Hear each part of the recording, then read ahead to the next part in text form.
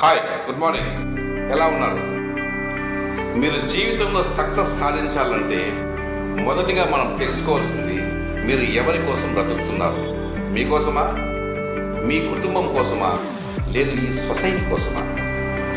మీకోసమైతే ఏదో ఒక 8 hours job చేసుకొని వాళ్ళని బలవంతం చేసే ప్రయత్నంలో మనం బ్రతుకుతూ అలా గడిపేయచ్చు.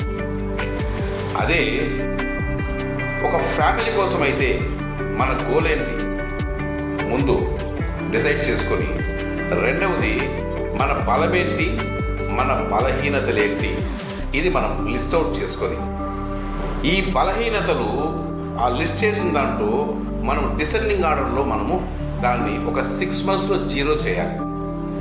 జీరో చేయగలిగితే ఆటోమేటిక్గా మన గోల్ పైన ఫోకస్ చేయడానికి ఒక మంచి అవకాశం అనేది మనం ఏర్పడుతుంది. మీరేమంటారు?